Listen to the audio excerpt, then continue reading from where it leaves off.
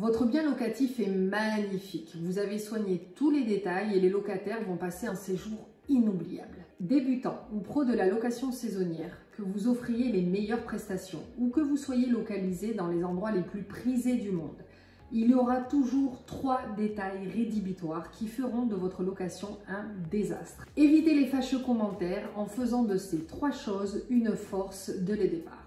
Dans cette vidéo en bonus, mes petits tips et solutions de secours.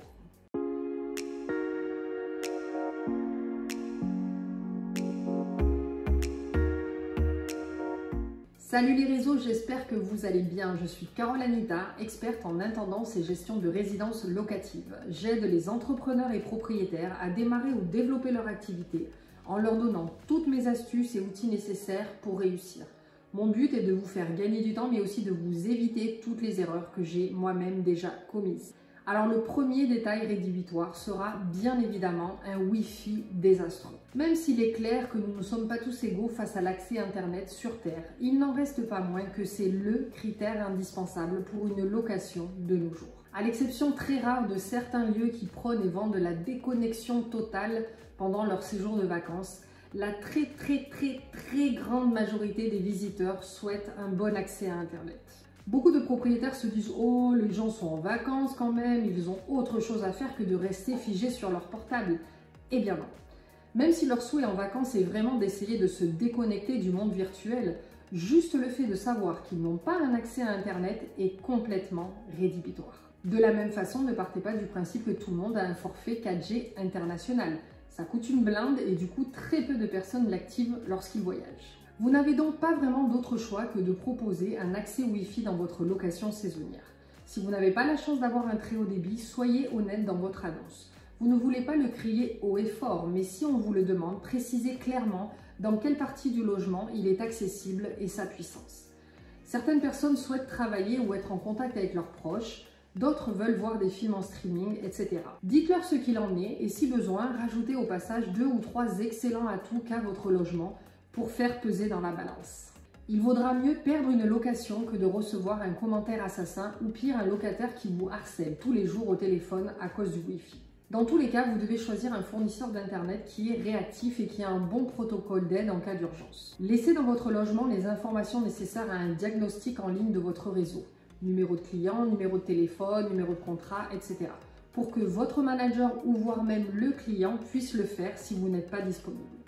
En cas de panne avérée, la plupart des fournisseurs proposent des Airbox, boîtiers 4G, avec un certain nombre de gigas qui dépanneront quelques jours le temps d'une intervention. Vous la retirez directement en magasin et elle est active de suite. En général, si la panne vient de leur réseau, ils vous l'offriront. Le grand avantage, le locataire peut la transporter où il veut. Donc si la 4G est un peu faible dans certains secteurs de la propriété, il pourra toujours se déplacer en recherche d'un meilleur signal. Le deuxième aspect rédhibitoire est évidemment une propreté qui laisse à désirer. Peu importe la gamme de votre logement, peu importe sa taille, son prix et même au fin fond de la jungle, vous devez proposer une location propre. Les clients n'ont jamais été aussi attentifs sur le sujet que depuis la crise sanitaire. De nos jours, les gens voyagent de plus en plus et ont accès à de nombreux biens locatifs sur le marché. Il est donc très facile pour eux de faire la comparaison entre une location immaculée et une qui laisse à désirer. Le problème majeur est que nous avons tous une vision et une exigence différentes sur la propreté. Vous devez donc viser très haut et penser à tous les détails pour être sûr de satisfaire la grande majorité de vos locataires. À la fin de chaque location, surtout si vous débutez, n'hésitez pas à demander un retour à vos clients. Prenez en compte les commentaires et le nombre d'étoiles sur la propreté. Il n'est jamais agréable d'entendre des critiques sur notre logement et pire encore sur son état de propreté. Mais vous devez connaître la réalité du terrain et ne pas hésiter à vous remettre en question si besoin. Alors attention, l'erreur est humaine, surtout dans de très grosses propriétés où il est pratiquement impossible de rendre tout impeccable à chaque groupe. Mais si les remarques sont répétitives, vous devez agir. L'idéal est bien sûr de pouvoir faire appel à des professionnels, même si vous ne tomberez pas toujours tout de suite sur la perle rare. Comme je le précisais dans ma vidéo, les difficultés à trouver une équipe de ménage, il devient de plus en plus difficile de recruter des personnes qui plus est qualifiées pour gérer une location saisonnière. D'ailleurs, je vous mets le lien si vous ne l'avez pas encore vu. Je recommande aussi de vous former, vous ou vos équipes, à un ménage professionnel. Plus vous aurez une méthode efficace, un protocole à suivre organisé, plus vous mettrez les chances de votre côté pour offrir un bien immaculé et une expérience digne des meilleurs hôtels. Même si vous ne faites pas vous-même le ménage, vous ou votre intendant serez capable d'aider occasionnellement ou en cas d'urgence, de vérifier aussi le travail et de rectifier si besoin. Mais surtout, vous comprendrez la difficulté du terrain et aurez un peu plus d'empathie pour vos équipes et cela sera très apprécié, croyez-moi. Votre objectif doit être de proposer une location impeccable à chaque fois et de tenir cet engagement sur toute la saison. Vous voulez aussi garder vos équipes motivées en leur offrant une vraie structure de travail et en leur facilitant la tâche autant que possible. Vos locataires reviendront ou laisseront un excellent commentaire. Votre personnel de maison re-signera pour la saison suivante. Le dernier détail rédhibitoire, ça va être la piscine et le jacuzzi s'ils sont sales. La piscine ou le jacuzzi dans une villa locative est évidemment fortement apprécié, surtout en période estivale de forte chaleur. C'est une vraie plus-value qui attirera un plus grand nombre de locataires et cela vous permettra d'augmenter vos prix de location.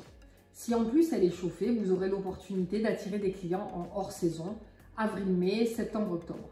Mais attention, cet atout peut très vite devenir votre pire cauchemar en saison si elle n'est pas sous contrôle régulier. Si votre rentabilité locative le permet, je vous conseille encore une fois de faire appel à un professionnel pour s'en occuper à votre place. Si c'est le cas, vérifiez bien avec votre prestataire quelle sera sa disponibilité en cas d'urgence en pleine saison.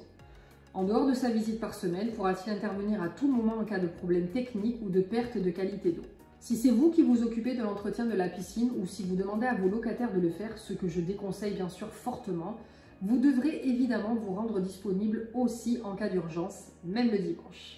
Le locataire a loué une propriété avec piscine ou jacuzzi, il s'attend à pouvoir l'utiliser à chaque minute de son séjour s'il le souhaite. Une piscine qui tourne au vert peut prendre jusqu'à 3 jours pour être récupérée dans le meilleur des cas.